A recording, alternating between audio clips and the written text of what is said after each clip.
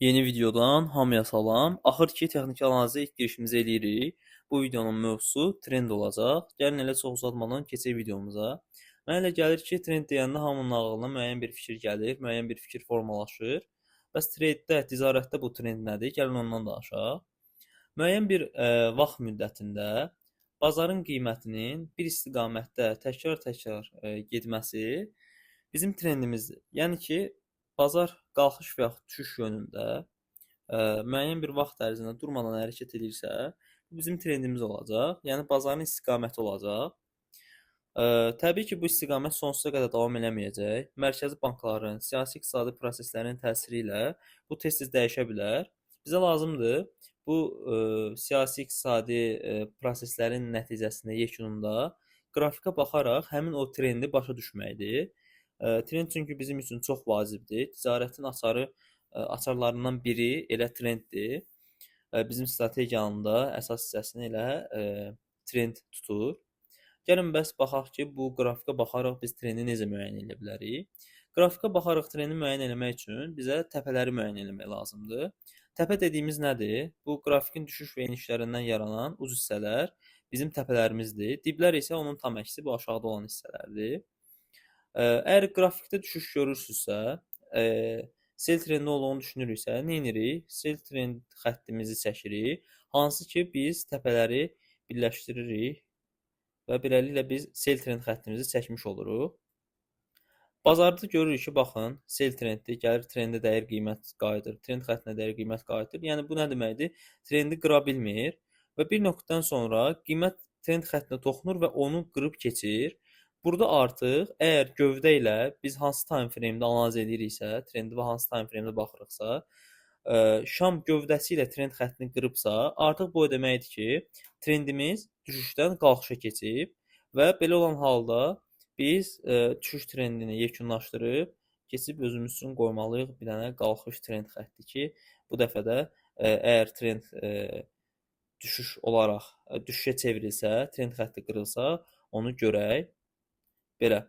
Bir də şamın gövdəsi ilə qapanmağı əgər bilmirsinizsə, gövdə ilə qapanmaq nədir, onu izah edeyim. Məsələn, bir dənə şam götürək. Bax, bu şamı görürsünüz.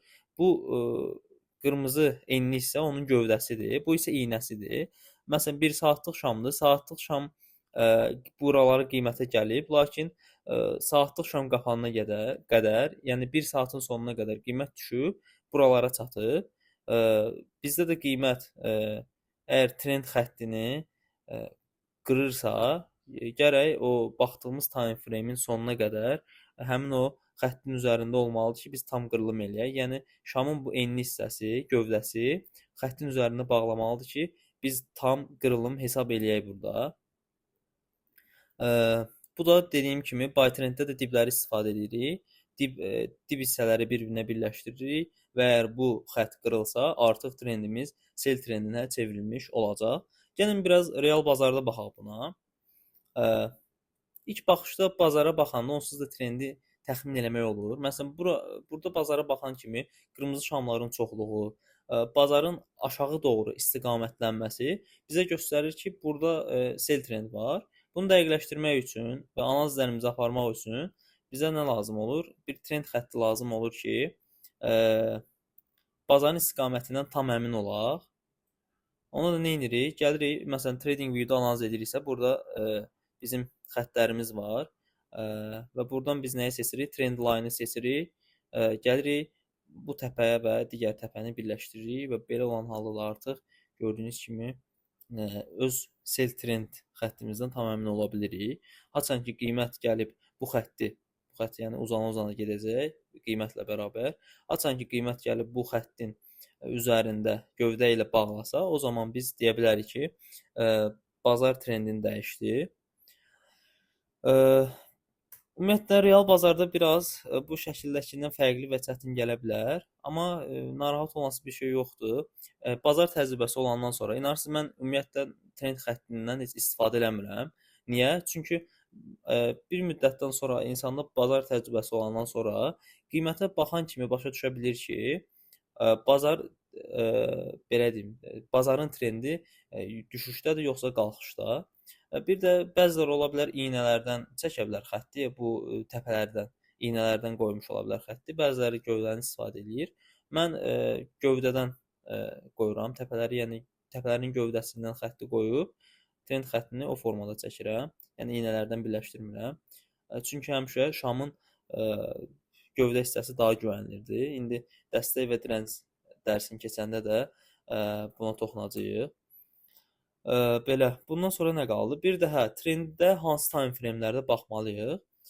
Əgər biz bazarda trendi müəyyən ediriksə, bu çox güvəndiyimiz bir time frame-də olmalıdır. Dediyimiz kimi, əvvəlki dərslərdə də bildirdiyim kimi, time frame nə qədər böyüksə, biz ona o qədər çox güvənirik. Ona görə də məsləhətim odur ki, minimum saatlıq şama baxaraq trendi müəyyən edin. Çünki 15 dəqiqəlik, 5 dəqiqəlik trendlər tez-tez qırılır. Bu da nəyə gətirib çıxarır? Tez-tez qırılan trend o deməkdir ki, bizim əməliyyatımız tez-tez stop ola bilər.